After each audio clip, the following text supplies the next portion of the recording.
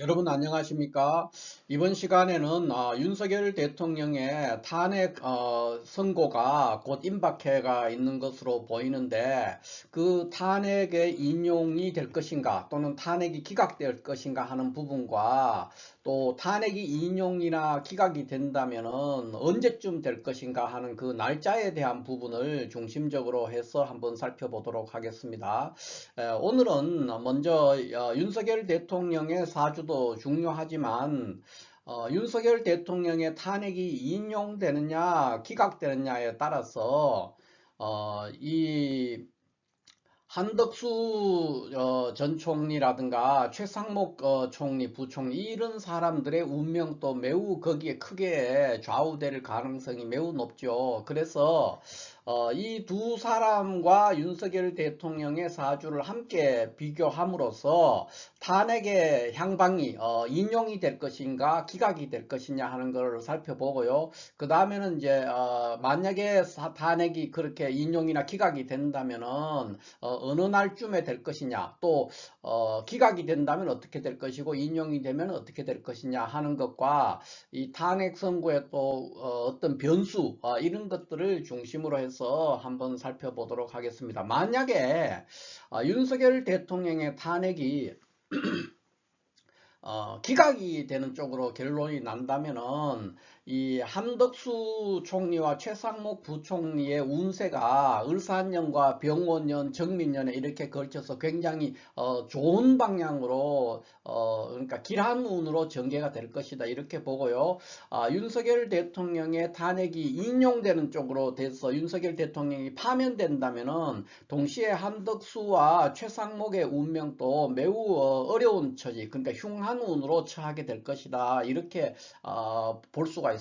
그래서 오늘은 이 세 사람, 그러니까 이번 그 내란 사태에 어떻게 보면 핵심적인 역할을 했다고도 볼 수 있는 이 세 사람의 사주를 비교함으로써 지금까지는 이제 윤석열 대통령의 사주만을 가지고 탄핵이 될 것이다, 안 될 것이다, 인용이다, 기각이다 이런 것을 이제 제가 명리로서 풀었는데 오늘은 세 명의 사주를 비교함으로써 좀 더 정교하게 한번 살펴보는 그런 시간을 갖도록 하겠습니다. 먼저 윤석열 대통령을 볼 것 같으면 이제 윤석열 대통령은 겨울에 태어나는 경금이죠. 그러니까 자월 경금의 일주가 되겠습니다. 그래서 현재 이 사람은 이 갑오대운 을사년에 와 있어요. 그래서 갑오대운 을사년은 이 세운에서 하는 을목이 여기에 있는 연간에 있는 경금을 제거함으로 인해서 이 대운에 있는 갑목이 또 무토를 목국토할 수 있죠. 이런 상황이고 지지로는 이제 오화가 이렇게 연과 월에 있는 자수를 충하는 그런 현상을 빚어내고 있습니다. 그래서 굉장히 좋지 않은 운에 처해 있다 하는 것을 제가 뭐 일관되게 제가 여러 차례 이 얘기를 했습니다. 그런데 지금 현재 3월 달이 돼 있습니다. 3월 달이기 때문에 월운이 어떻게 되느냐 하면은 이제 기묘월이죠. 기묘월에 와 있는데 기묘월이라고 할 것 같으면 기묘월도 그러니까 갑오대운 을사년에 이런 구조의 사주에서 기묘월도 편안하지가 않습니다. 여러 가지 아주 굉장히 피곤한 달이죠. 피곤하고 힘든데 특히 윤석열 대통령 사주는 경금이 지지에서 어느 곳에도 지금 통근을 못하고 있는 그런 구조예요. 그래서 매우 신약한 사주이기 때문에 이런 기묘월이라든가 뭐 을사라든가 갑오라든가 이런 대세운이나 월운이 왔을 때 감당하기가 매우 어려운 그런 구조의 사주죠. 그러니까 원사주 자체는 상관폐인격으로 매우 고급스럽고 부귀한 격국으로 성격이 됐는데 이 사람이 제가 늘 말씀드리지만 정치를 하기에는 매우 부적합한 사주거든요. 이렇게 신약한 사주는 이렇게 굉장히 약한 사주는 그렇지만 격국은 상관폐인으로 잘 성격됐기 때문에 뭐 공직자라든가 또는 어떤 그 학자라든가 이런 쪽으로는 아주 대성할 수가 있습니다. 그러나 독자적으로 어떤 일을 추진해야 되는 거라든가 또는 많은 밀당을 해야 된다든가 관용을 베풀어야 된다든가 하는 그런 쪽의 일, 그러니까 그게 대부분 이제 정치에 관련된 일이 되겠죠. 그런 일을 하기에는 매우 부적합합니다. 특히 이렇게 일주가 전혀 통근하지 못한 상태에서 매우 부귀한 격국으로 사주가 이루어져 있기 때문에 이런 사주는 위기가 왔을 때 위기를 수습하기가 매우 어렵습니다. 그러니까 위기 수습이 잘 안 된다는 거죠. 그러니까 위기에 취약한, 그러니까 위기 관리 능력이 매우 취약한 그런 구조고, 또 위기에 처했을 때 매우 잔인하고 또 무모한 일을 도모하기도 매우 쉬운 그런 구조의 사주다, 이렇게 볼 수 있는데, 지금 그런 상황에서 12월 3일에 내란을 주도하고 또 지금 현재 탄핵의 심판을 받고 있고 구속되어 있고 이런 상황에서 아마 이분이 겉으로는 멀쩡해도 내면적으로는 완전히 굉장히 혼란스러운, 그러니까 정신적인 어떤 붕괴 상태, 그런 상태에 있을 것으로 그렇게 보여집니다. 그래서 어쨌든 이분이 이제 이 자월 경금일주가 갑오대운 을사년 김요월은 매우 불리한 상황에 와 있고요.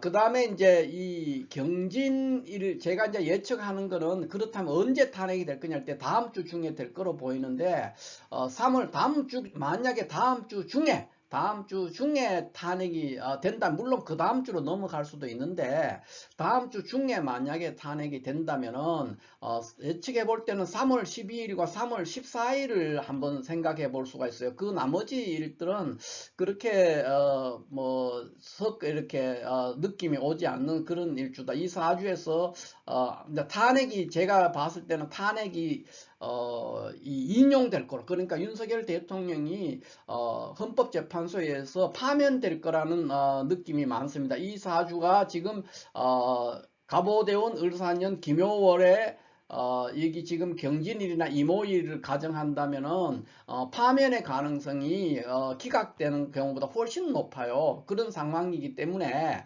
그 상황이라면은 지금 지금 파면을 기준으로 보고 있기 때문에 경진일에 파면되느냐, 이모일에 파면되느냐 했을 때, 제가 볼 때는 이 두 개 날짜가 가능성인데, 그 중에서도 이 이모일, 그러니까 이모일이죠. 3월 14일이 가능성이 더 높습니다. 물론 다음 주 중에 탄핵이 일어나지 않고 탄핵 선고가 없고 그 다음 주로 또 연기가 될 수도 있는데, 그랬을 때는 지금 제가 여기서 말씀을 드리지 않습니다. 그러니까 일단 다음 주 중에 탄핵 선고가 있다고 가정했을 때 가장 가능성이 높은 것이 경진일과 이모일이 되는데, 그 중에서 이모일, 그러니까 이 이모일이 훨씬 더 가능성이 높은 날짜가 되겠다, 이렇게 봅니다. 왜 이 윤석열 대통령이 탄핵될 거라고 제가 보느냐 하면은 이 한덕수 총리와 최상목 부총리, 이 두 사람의 그 지금 여기 현재 을사년 김효월과 이 두 사람 또 을사년 김효월,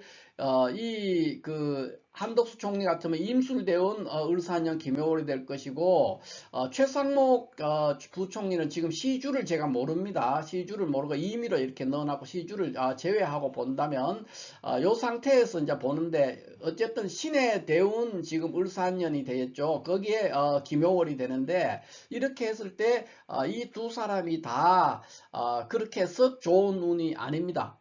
썩 좋은 운이 아니고, 다만 한덕수 총리 같은 경우에는 이달, 그러니까 3월 달의 운세, 이 3월 달은 그렇게 많이 나쁘진 않아요. 그래서 다만 이제 한덕수 총리는 금년, 그러니까 을사년 하반기에 들어서면, 그러니까 가을쯤에 접어들기 시작하면은 엄청난 시련이 와서 내년 병원년인데 병원년도 굉장히 어렵거든요. 만약에 윤석열 대통령의 탄핵이 기각된다면은 이렇게 금년 하반기와 내년 또 그 후년 정민년도 마찬가지인데, 이런 게 어려울 리가 없어요. 어려웠지 않아야 되는데 계속 어렵단 말이죠. 흉한 눈에 들어와 있고, 최상목 대행 같은 경우, 이 최상목 씨는 지금 이 신의 대운 을사년인데 이 자체가 신의 대운 을사년 자체가 이 지금 시주를 지금 제가 몰라서 임의로 넣어놨지만 요 자체만으로 봐도 매우 흉한 운에 와 있거든요. 그러니까 금년 자체가 매우 흉하고 굉장히 고통이 많고 시련이 많은 그런 해에 와 있기 때문에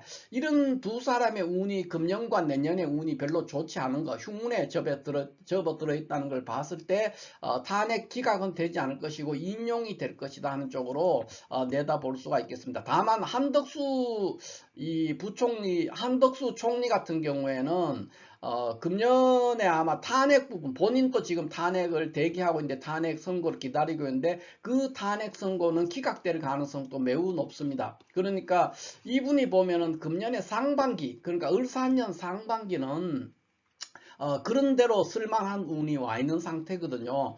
그렇기 때문에 금년 이 사람의 이제 탄핵은 다소 기각될 수 있지만 그러나 하반기부터 또다시 어려움에 빠지는 그런 상황이고 내년 운은 또 더 나빠요. 그렇기 때문에 그런 것들을 종합해 볼 때 윤석열 대통령의 탄핵 심판은 인용돼서 윤석열 대통령이 최종적으로는 이제 파면될 것이다 이렇게 보고 저는 그렇게 내다보고 있습니다. 그렇다면 그 탄핵이 선고된다면 탄핵이 파면으로 결정이 난다면 그것이 어느 날이 될 거냐 그랬을 때 경진일이 상당히 가능성이 높고요. 3월 12일입니다. 그 다음에 이모일 그러니까 3월 14일이 있는데 이 두 날짜 중에 특히 어느 날짜냐면 3월 14일이 훨씬 더 가능성이 높게 보이고 이것은 어디까지나 다음 주 중에 탄핵 선고가 있을 때 얘기고 만약에 탄핵이 그 다음 주로 연기된다면 또 새롭게 날짜를 살펴봐야 된다 이렇게 말씀을 드리겠습니다. 다만 이번 탄핵 심판에서 제가 좀 다소 걱정하기도 하고 이렇게 유심히 보고 있는 것이 헌법재판관들인데 뭐 헌법재판관들이 다 법률가라고 해서 이렇게 어떤 헌법과 법률에 따라서 합리적으로 어떤 그 사람의 성향이 뭐 극우든 극좌든 관계없이 판단을 할 것이라고 봐들 그런 말들 하지만 저는 좀 약간 회의적입니다. 그 부분에서 특히 헌법재판관 중에서 정영식, 김복형, 조한창 이 사람들은 제가 인사청문회를 할 때 쭉 국회의원들하고 질의응답하는 것을 제가 봤거든요.